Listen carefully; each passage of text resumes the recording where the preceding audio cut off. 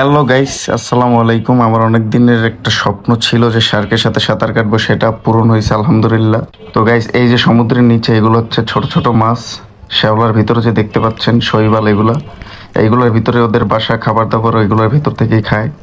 একদম সমুদ্রের নিচে গেলে এগুলো দেখতে পারবেন। আর গাইস, এই হচ্ছে শার্ক, এগুলো সব। আর এর সাথে ছোট ছোট মাছগুলো, এগুলো হচ্ছে ওদের ময়লা খায়। আর ওদের সাথে সাথেই থাকে ফ্রেন্ডের মতো থাকে সব সময়। আর এই হচ্ছে গাইস।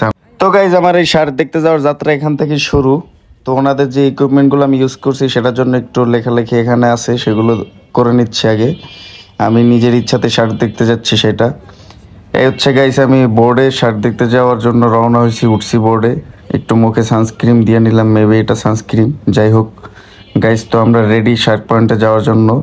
তার আগে গাইস, একটু এনার্জি বুস্ট করার জন্য আপেল খেয়ে নিলাম।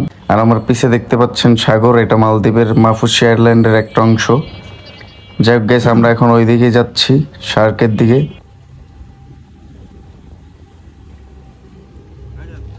আর এই যে হচ্ছে প্যারাসাইক্লিং করতেছে গাইস ওই বোর্ডে, এটা খুবই সুন্দর লাগতেছে দূর থেকে।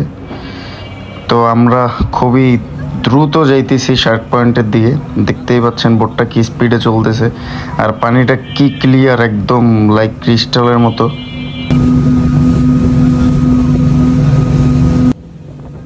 সবাই ভিডিও করতেছিল যাওয়ার পথে। তো আমরা চলে আসছি শার্ক পয়েন্টে। এখন আমি শার্কের উদ্দেশ্যে লাফ দিলাম গাইস। অনুভূতিটা একটু অন্যরকম ছিল, ভয় পাচ্ছিলাম একটু ফার্স্ট টাইম যেহেতু। তো আমি নিচে ডুব দিয়ে দেখতেছিলাম শার্কগুলো। আর আমার যে ক্যামেরাম্যান, উনি আগেই সাগরের নিচে চলে গেছে ভিডিও করার জন্য। তো উনি আমাকে বলে দিচ্ছে যে শার্কের মাঝখানে যাও, যে এনজয় করো। তো গাইস, আমি তো কি বলবো, অনুভূতিটা একটু অন্যরকমই ছিল ফার্স্ট টাইম।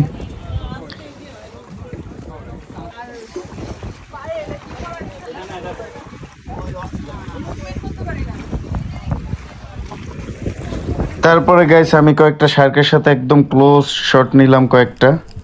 তো একটা শার্কের গায়ে আমার হাত লেগে যায় গাইস। আমি ভাবছিলাম হয়তো সে কামড়ায় দিবে, তখন আমি লাইফ জ্যাকেট পরা ছিলাম, কিছুই হয় নাই পরে আলহামদুলিল্লাহ। এটা হচ্ছে সাগরের তলদেশে শার্কগুলো, হয়তো তারা বালুতে খাবারের সন্ধানে এরকম নিচে চলে আসছে। এটা খুবই সুন্দর এই জায়গা থেকে দেখতে। ওরা কিন্তু আমার পাশ দিয়ে ঘুরতেছে, কিন্তু কোনো আক্রমণাত্মক কিছু মনে হচ্ছে না। গাইস, এই হচ্ছে ছোট মাছগুলোর রাজ্য। এই শৈবালের ভিতরে ওদের বাসা, খাবার দাবার সবই এখান থেকে ওরা কালেক্ট করে। তো এই মাছগুলো হাজার হাজার এখানে, মানে এক এক চেক কালারের। এগুলো মূলত একটু গভীরে সাগরের নিচুতেই থাকে, শৈবালের ভিতরে।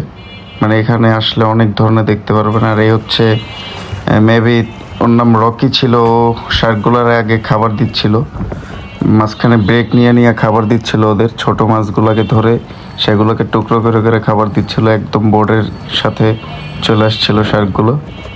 তো হচ্ছে গাইজ, আমি লাইফ জ্যাকেট রাইখা একদম একটু সাঁতার কাটতে ডুব দিয়ে চলে আসছি, সব কিছু রাইখা একা একা। তো আমার যে ক্যামেরাম্যান, উনি নিচ থেকে ভিডিও করতেছিল। গাইস, এটা হচ্ছে শৈবালগুলো সাগরের নিচে। এটা অনেক বড়, দেখতেই পাচ্ছেন, বিশাল বড়। আর এর চারপাশে সবই হচ্ছে ছোট মাছগুলার, উপরে শার্ক। ওই যে আমাকে দেখা যাইতেছে উপরে, আমার সাথে আরো কয়েকজন। আর গাইস, এটা হচ্ছে আমার এলাকার একটা বড় ভাই, পুরান ঢাকার পরিচিত। তো উনি সাঁতার জানে না, নামতে ভয় পাচ্ছিল, এট লাস্ট উনি নামলো, তার জন্য ওনাকে সাবাস।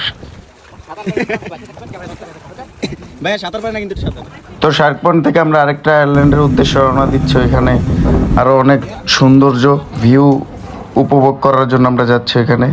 তো গাইস, চলে আসছি আমরা এই আইল্যান্ডে। তো এখানে দেখতেই পাচ্ছেন খুবই সুন্দর, সমুদ্রের ভিতরে, সমুদ্রের বিচের পাড় দিয়ে হাঁটতেছি একা একা গাইস। আমার ক্যামেরাম্যান পিছে দাঁড়ায় দাঁড়ায় রোদে পুরে আমার ভিডিও করতেছে।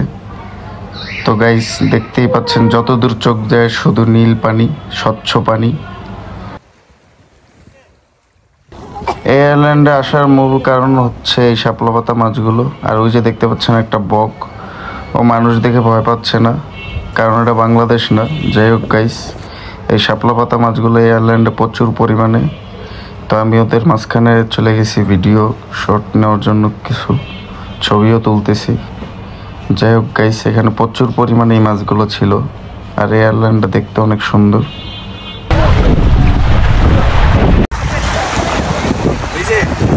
গাইস, ছোট একটা শাপলা পাতা মাছ, ও বালুর ভিতরে ঢুকে আছে, ওরে ঢাইকা রাখার চেষ্টা বা লুকানোর চেষ্টা করতেছিল। যাই হোক টের পেয়ে গেছে যে আমি ওরা দেখে ফেলছি। এরকম আরো অনেক মাছ আছে এখানে যেগুলো বালুর ভিতরে ঢুকে আছে, আপনি দেখলে বুঝতে পারবেন না যে এখানে মাছ আছে।